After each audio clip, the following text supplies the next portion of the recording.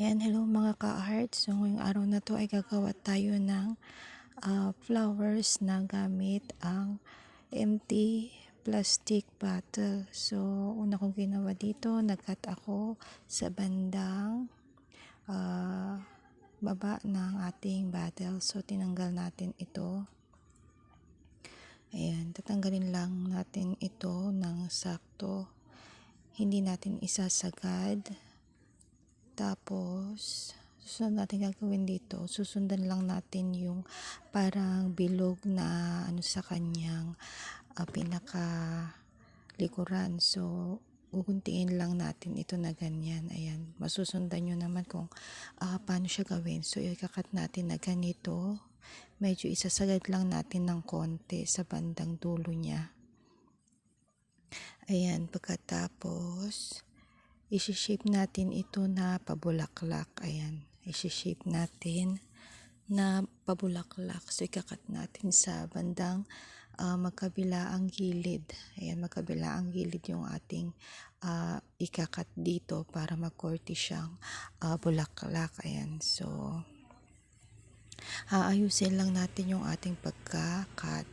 And then, susunod natin na gagawin dito, kukuha ulit tayo ng plastic bottle na ganyan, tapos magkakat tayo ng dalawa. So, magkakat tayo na pahaba. Ayan. Magkakat tayo ng ganito. Pagkatapos, ikukorte natin itong pinaka dahon niya. Ayan. Paganyan yung kanyang dahon.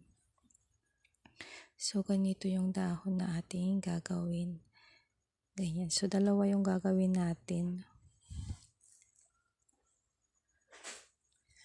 Ayan, ganito lang yung ating gagawin. Madali lang siya. Kaysa naman itatapon lang natin yung mga empty plastic bottle, pwede natin itong gawin at napakaganda nga ng kanyang kakalabasan. So, kumuha rin ako dito ng alambre.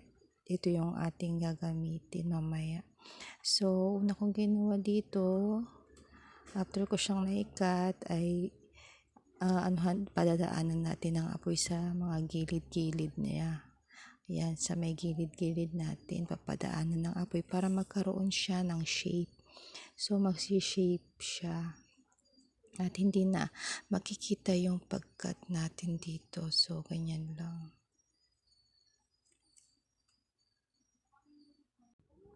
So, ikakat lang na, papadaanan lang natin dito ng apoy sa gilid niya para magsi-shape na pabulaklak. Ayan, so naaayos na natin, natapos na natin. And then, susunod naman natin itong kanyang dahon. So, ganun din sa magkabila ang gilid, yung ating pagdaan ng apoy. Tapos, doon sa bandang gitna para mag-shape siya. So, dapat tansya lang din yung ating gagamiting apoy para hindi siya masunog. Ayan, so, dapat mahina lang. Ayan, so, okay na siya. Then, sumunod na ginawa ko dito ay lalagyan ko na siya ng alambre. So, bubutasan natin ito dyan. So, naikabit na natin. Next na gagawin natin dito ay ilalagay na natin itong padahon niya. So, didikitan natin ito ng stick glue. Ayan. So, lalagyan natin siya ng stick glue para madali siyang dumikit sa ating alambre. Ayan. So, ilalagay lang natin. Dalawa yung ating ilalagay. Ayan. So, ganito lang siya kadali gawin. Madali siyang dumikit pag ginamitan natin siya ng stick glue. Pero dapat medyo basa pa siya kasi kapag natuyo ng stick glue ay hindi na siya didikit. So, ayan. So, ayan, dumikit na din siya. So, ito na yung natapos natin.